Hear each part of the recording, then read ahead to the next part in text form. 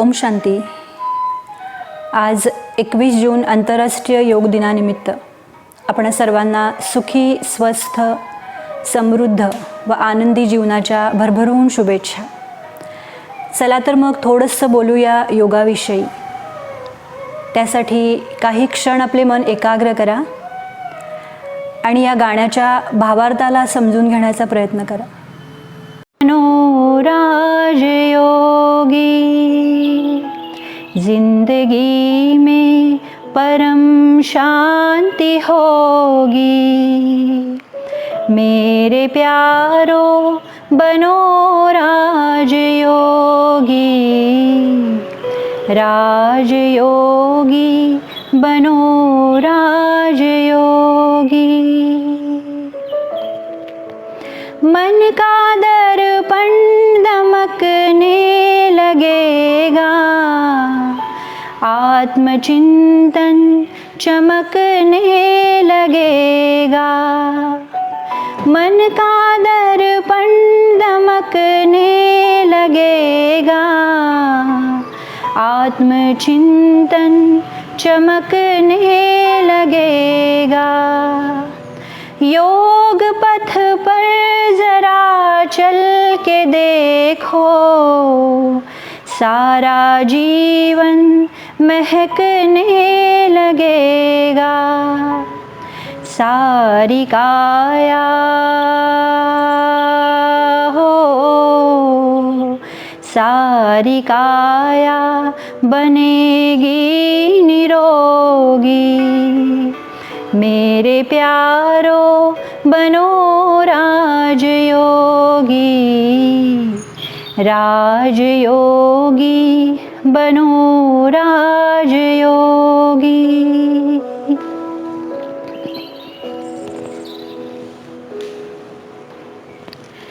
योग मानव को संयम सिखाता, संतुलन आचरण में हिलाता.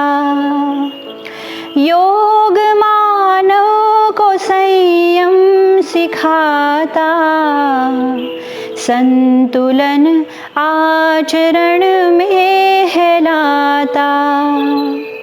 आत्मा और परमात्मा का ये मिलन हर घड़ी है कराता. योग महिमा हो, योग महिमा कभी कम न होगी. मेरे प्यारो बनो राजयोगी, राजयोगी बनो राजयोगी. जिंदगी में परम शांति होगी. मेरे प्यारो बनो राजयोगी, राजयोगी बनो राजयोगी. ओम शांति. ओम शांति. ओम शांति. ओम शांति. शांति. शांति. केलत मनाला एकाग्र. आपण सर्वांना माहिती आहे की हजारो वर्षापूर्वी भारतातील ऋषीमुनींनी मानवी जीवन, मानवी शरीर आणि प्रकृतीची मूळ रहस्य शोधून काढली होती. या सगळ्या रहस्यांना जनसामान्यापर्यंत पोहोचवण्यासाठी शास्त्र बनवली गेली. वैद्यकीय पद्धती, मानवी शरीर, प्रकृतीची 5 तत्व यांचा सुंदर समन्वय साधून योगशास्त्राची निर्मिती केली गेली. आणि हाच प्राचीन योग संपूर्ण विश्वासाठी शारीरिक आणि मानसिक स्थिरता, स्वस्थता प्राप्त करून देणारा एक आधार ठरला किंवा एक संजीवनी बूटी ठरली. पण बंधू आणि भगिनींनो, वर्तमान परिस्थिती जर बघितली तर वैज्ञानिक शोध, आरोग्याविषयीच्या नवनवीन माहिती, नवनवीन ज्ञान इतकं मिळत असून सुद्धा मानसिक आणि शारीरिक आजार मात्र काही कमी होत नाही आहेत. ते दिवसेंदिवस वाढतच आहेत. या सगळ्याचा थोडासा विचार केला तर जाणवतंय की कुठंतरी आपलं चुकायला लागलंय, कुठंतरी थोडासा बदल करण्याची गरज आहे. आणि म्हणूनच या प्राचीन योगाला आणखीन डीपली, आणखीन गुह्यतेनं जाणून घेणं गरजेचं आहे. आणि म्हणूनच कदाचित संपूर्ण विश्वाने हे मान्य केलं की योग सर्व रोगातून मुक्त करणारं एक जबरदस्त शस्त्र आहे, एक जबरदस्त अस्त्र आहे. आणि म्हणूनच 21 जून हा आंतरराष्ट्रीय योग दिन म्हणून साजरा केला जाऊ लागला. योगा, प्राणायाम या गोष्टी आपल्या शरीराला स्थिर करतात, स्वस्थ करतात. पण फक्त शारीरिक स्वास्थ्य म्हणजेच सर्वांगीण स्वास्थ्य नव्हे. संपूर्ण स्वास्थ्य प्राप्त करून घेण्यासाठी योगाची गुह्यता जाणून घेणं खूप गरजेचं आहे.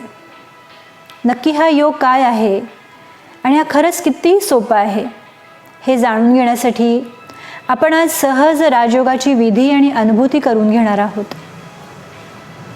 आज परिस्थिती थोडी वेगळी आहे.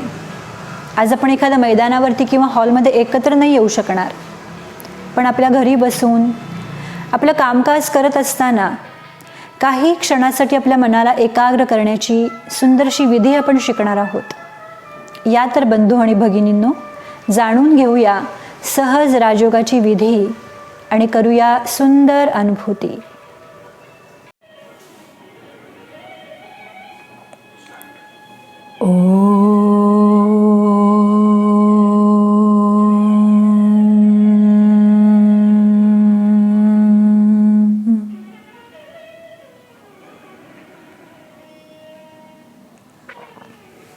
ओम शांती. योगाबद्दल आज आपण जाणून घेणार आहोत. योग या शब्दाचा शाब्दिक अर्थ होतो जोड किंवा कनेक्शन, अर्थात संबंध. आणि या योगामध्ये जोपर्यंत आत्म्याचं परमात्म्याशी कनेक्शन होत नाही तोपर्यंत योगाचा उद्देश सिद्ध होत नाही. आत्म्याला परमात्म्याशी जोडण्यासाठी महर्षी पातंजली ऋषींनी योगशास्त्रामध्ये 8 अंग सांगितलेले आहेत. अष्टांग योगाचं वर्णन केलं आहे, ज्याच्या 8 पायऱ्या आहेत. यम, नियम, आसन, प्राणायाम, प्रत्याहार, धारणा, ध्यान आणि समाधी. योगशास्त्रामध्ये वर्णलेल्या या 8 अंगांच्या अभ्यासाने आत्मा परमात्म्याशी एकरूप होते आणि सर्व प्रकारच्या स्वास्थ्याचा ती लाभ घेऊ शकते. योगशास्त्रामध्ये सांगितलेल्या पहिलं सूत्र आहे यम. यम म्हणजे शिष्टाचार. 5 प्रकारचे यम सांगितलेले आहेत. अहिंसा, सत्यता, अस्तेय, ब्रह्मचर्य आणि अपरिग्रह. अहिंसा म्हणजे मन, वाणी आणि कर्माद्वारे कोणालाही दुःख न देणं. सत्यता म्हणजे विचार, कर्तव्य आणि व्यवहारामध्ये सच्चाई, खरेपणा. अस्तेय म्हणजे चोरी न करणं. ब्रह्मचर्य म्हणजे इंद्रियांना वश करणं, संयम. आणि अपरिग्रह म्हणजे कोणत्याही वस्तूंचा अनावश्यक संग्रह न करणं. योगशास्त्राचा दुसरा सिद्धांत आहे नियम. नियम म्हणजे जे आपल्या चारित्र्याला उज्ज्वल बनवतात. 5 प्रकारचे नियम सांगितलेले आहेत. शौच, संतोष, तप, स्वाध्याय आणि ईश्वरीय प्राणिधान. पहिला नियम आहे शौच. शौच म्हणजे शुद्धी, स्वच्छता किंवा पवित्रता. पाण्याद्वारे बाह्य शरीराची स्वच्छता, ज्ञानाद्वारे बुद्धीची स्वच्छता, सत्यतेद्वारे मनाची स्वच्छता आणि साधनेद्वारे आत्म्याची स्वच्छता. दुसरा नियम आहे संतोष. संतोष म्हणजे हर प्राप्त परिस्थितीमध्ये मन संतुष्ट. तिसरा नियम आहे तप. तप म्हणजे पुरुषार्थ, मेहनत. चौथा नियम आहे स्वाध्याय. स्वाध्याय म्हणजे अभ्यास, मनन चिंतन करणं. आणि 5वा नियम आहे ईश्वरीय प्राणिधान. ईश्वरीय प्राणिधान म्हणजे मन आणि वाणी आणि कर्म याद्वारे परमात्म्याप्रती समर्पण भाव. योगशास्त्राचा तिसरा सिद्धांत आहे आसन. आसन या शरीराच्या विभिन्न अवस्था आहेत. या शरीराला ईश्वराची देण समजून त्याला स्वस्थ ठेवण्यासाठी, त्याची लवचिकता आणि स्थिरता वाढवण्यासाठी केलेल्या विभिन्न अवस्था म्हणजे आसन. योगशास्त्राचा चौथा सिद्धांत आहे प्राणायाम. प्राणायाम हे एक श्वसन विज्ञान आहे. प्राणवायूच्या नियंत्रणाने केलेली एक शुद्धीकरण प्रक्रिया आहे. योगशास्त्राचा 5वा सिद्धांत आहे प्रत्याहार. जसे कासव आपल्या सर्व इंद्रियांना संकुचित करून घेते, त्याप्रमाणे आपल्या सर्व इंद्रियांना बाह्य आकर्षणापासून दूर करून अंतर्मुखी करणं, नियंत्रित करणं म्हणजे प्रत्याहार, ज्याच्याद्वारे आपली एकाग्रता वाढते. योगशास्त्राचा 6वा सिद्धांत आहे योगशास्त्राचा 7वा सिद्धांत आहे ध्यान. ध्यान म्हणजे मनाला आत्मा आणि परमात्म्यामध्ये स्थिर करणं.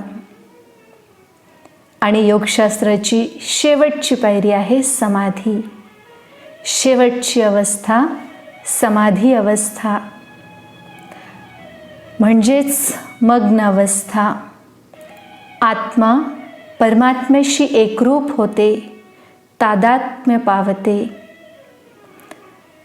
योगाच्या या वेगवेगळ्या 8 अंगांनी आत्मा अतींद्रिय सुखाची अनुभूती करते.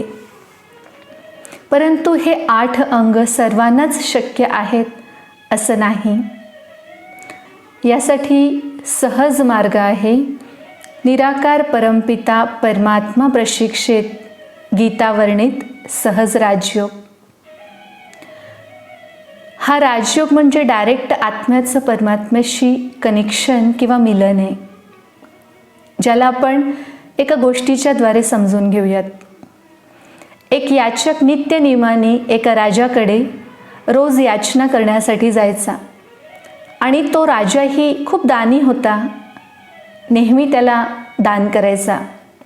एक दिवस त्या याचकाला मनात आले, तो लवकर पोहोचला आणि पाहतो तर राजा हा मंदिरामध्ये हनुमानाच्या मूर्तीसमोर उभा राहून हनुमानाला म्हणत आहे, हे प्रभू, माझी झोळी भरत राहा, जेणेकरून मीही सर्वांना दिवसभर देत राहू, संतुष्ट करू शकू.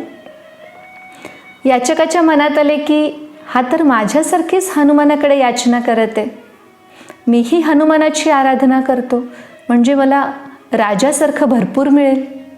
म्हणून तो हनुमानाच्या मंदिरामध्ये जातो आणि पाहतो तर काय, हनुमानसुद्धा श्रीरामाच्या चरणाशी बसलेले आहेत. त्याच्या मनात विचार येतो की हनुमानसुद्धा श्रीरामाची याचना करत आहेत. मी सुद्धा जर श्रीरामाची आराधना केली तर मला सुद्धा हनुमानाप्रमाणे भरपूर मिळेल. म्हणून तो श्रीरामाच्या मंदिरामध्ये जातो आणि रामेश्वरामध्ये पाहतो की श्रीराम सुद्धा शिवलिंगाची पूजा करतायत, आराधना करतायत. तद्वत जीवनामध्ये सुद्धा जेव्हा आपण कोणत्याही गोष्टीच्या प्राप्तीसाठी वायामध्ये जातो तेव्हा मेहनत जास्त आणि फलप्राप्ती कमी होते. अध्यात्मामध्ये म्हटले जाते की सर्व मार्ग एकाच ठिकाणी पोहोचतात, परंतु जर हे मार्ग वायाने जाणारे असतील तर कदाचित ते वेळखाऊ आणि कमी फलप्राप्ती देणारे असू शकतात. म्हणून कमी मेहनतीमध्ये अधिक प्राप्ती करण्याचा राजमार्ग आहे सहज राजयोग. राजयोगामध्ये आत्मा परमात्म्याशी मिलनाची अनुभूती करते. या अलौकिक मिलनाने आध्यात्मिक ऊर्जा सर्वांगामध्ये प्रवाहित होऊ लागते. आत्म्याच्या सुषुप्त शक्ती जागृत होऊन शारीरिक स्वास्थ्य, मानसिक शांती, कर्मामध्ये कुशलता, व्यवहारामध्ये सौम्यता व बंधुत्वाची भावना निर्माण होते, ज्याने चारही प्रकारचे स्वास्थ्य व्यक्ती प्राप्त करतो. तर चला जाणून घेऊया या सहज राजयोगाविषयी. ओम शांति. मानव के जीवन में बहुत सुंदर मिलन है तन और मन का. तन के स्वास्थ्य के लिए योगासन, एक्सरसाइज किस प्रकार करने चाहिए वो तो हम सभी अनेकानेक महानुभावों से सुन रहे हैं, आप सभी करते भी होंगे. परंतु मन हमारा शांत रहे, शक्तिशाली रहे, शुद्ध रहे, सकारात्मक रहे, स्वच्छ रहे, उसके लिए आवश्यकता है राजयोग की. जिस राजयोग का वर्णन गीता के अंदर किया हुआ है, कहा जाता है सारे पर्वतों में श्रेष्ठ पर्वत हिमालय है, प्राणियों में श्रेष्ठ प्राणी सिंह है, हाथी है, फूलों में श्रेष्ठ फूल गुलाब है, फलों में श्रेष्ठ फल आम है. इसी प्रकार सर्व योगों में सर्वश्रेष्ठ योग राजयोग है. क्यों? क्योंकि राजयोग का वर्णन सर्वश्रेष्ठ सर्वशास्त्रमयी शिरोमणि श्रीमद् भगवत गीता के अंदर इसका वर्णन है. और राजयोग का टीचर, मार्गदर्शक, परम सद्गुरु वो स्वयं परम पिता परमात्मा है, अर्थात भगवान.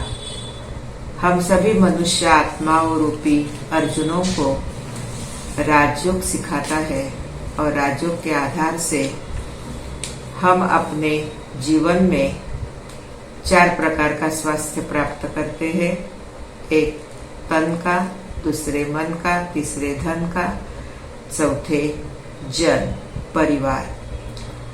और भी अनेक सारे फायदे इस राजयोग से होते हैं, जो कि हमारी निर्णय शक्ति बढ़ती है, साइलेंस पावर बढ़ती है, परखने की शक्ति बढ़ती है, सहयोग देने की भावना बढ़ती है, शुभ चिंतन बढ़ता है, हम शुभ चिंतक भी बन जाते हैं. तो ऐसा सुंदर राजयोग जिससे मन निर्भय बने, शक्तिशाली बने, तनाव रहित हो जाए, जो भी समय के अनुसार आई हुई कमी कमजोरियां है वो सारी मिट जाए और मानव अपने जीवन में सर्वतोपरि स्वास्थ्य अनुभव करे, वो है सहज राजयोग. राजयोग में हम सभी अपने मन को परमात्मा से जोड़ देते हैं, अर्थात स्वयं को मैं कौन हूँ, कहाँ से आई हूँ, क्या मेरे वर्चूज है, मेरी रियल पहचान क्या है. उस रियल पहचान में मैं आत्मा आ जाती हूँ और फिर मैं अपने को परमात्मा से जोड़ देती हूँ। जो परमात्मा पावर हाउस है, जिसका नाम शिव है, जिसके अनंत गुण है, शक्तियाँ है, और सबसे बड़ी बात परमात्मा हम आत्माओं का पिता है। तो जब आत्मा परमात्मा दोनों एक दो से जुड़ जाते हैं तो परमात्मा की पावर जो संसार को चलाने के लिए, जो संसार में रहते हुए अनेकानेक परिस्थितियां आते हुए भी उसमें फेस करने के लिए, हमें सकारात्मक रहने के लिए, हमें शक्तिशाली रहने के लिए बहुत मदद करती है। तो ऐसा राजयोग, जिसके लिए कहा जाता ऑल अटेंशन विदाउट टेंशन, या कहे स्वयं को आत्मा निश्चय कर परमात्मा को याद करना, ये है सहज राजयोग। तो चलिए हम मन के लिए करते हैं थोड़ा समय प्रैक्टिकल में राजयोग। आंखों को खुला रखिए या बंद कीजिए, जैसे आपको अच्छा लगे। शरीर को स्वस्थ रखिए, चाहे कुर्सी पर बैठे रहो, नीचे बैठे रहो, जैसे आपकी मर्जी है। ये हमारी अंतर यात्रा है। हम मन को परमात्मा से जोड़ देते हैं संकल्पों के द्वारा।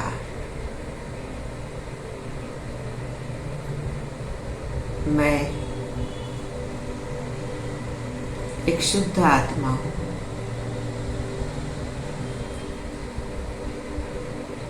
इस शरीर को चलाने वाली चेतना हूं।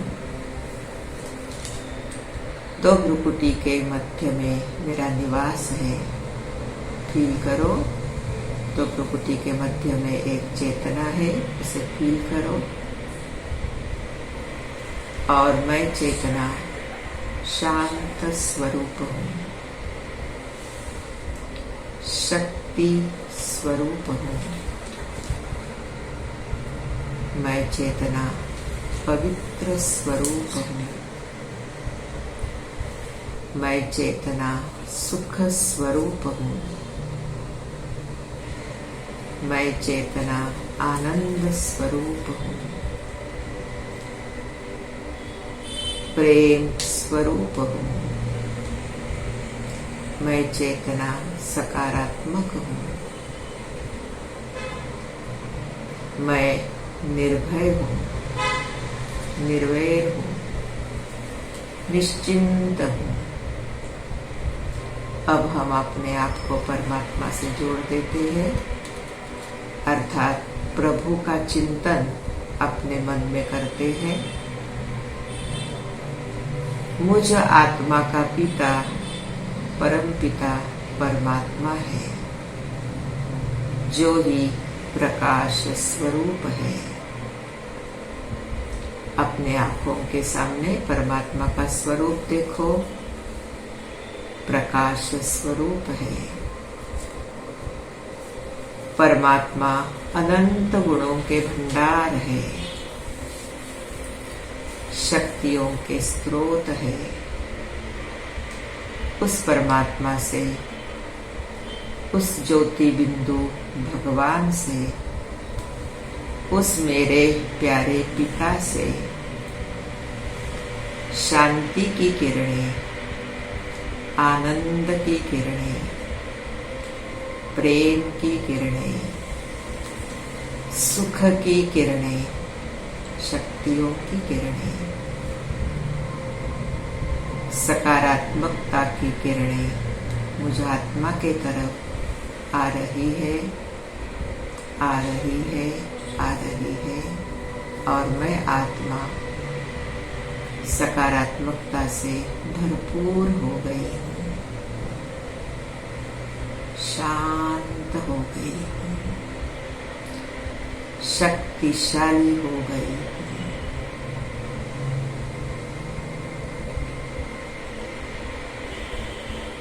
मन ही मन परमात्मा के थैंक्स अदा करे।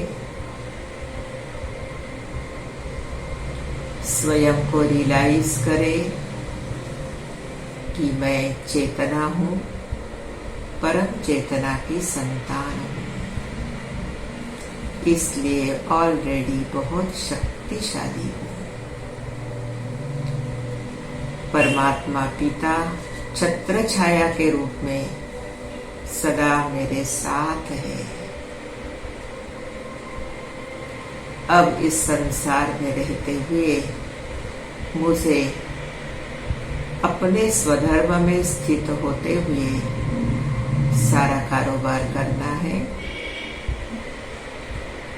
अपने आप को समझाना है कि मैं चेतना हूँ, मेरा स्वधर्म शांति है, तो मुझे सारा दिन जो भी काम करने हैं वो काम मन को शांत रख करके आनंद से, प्रेम से, सद्भावना से सारा दिन मुझे कारोबार करना है। आंखें बंद करो, स्वयं का दर्शन दो, कैसे प्रकाश रूप है आप, अजर अमर अविनाशी है और आपकी चेतना से निरंतर शांति की धाराएं, शक्ति की धाराएं, आनंद की धाराएं बह रही है, जो आपके शरीर में भी फैलती रहती है और आजू बाजू के वातावरण में भी फैलती है।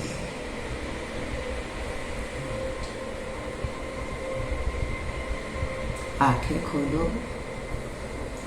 ओम शांति। अभी हम सभी इसी प्रकार का योग हर रोज 10 मिनट करते चले, अपने मन की बैटरी को चार्ज करते चले।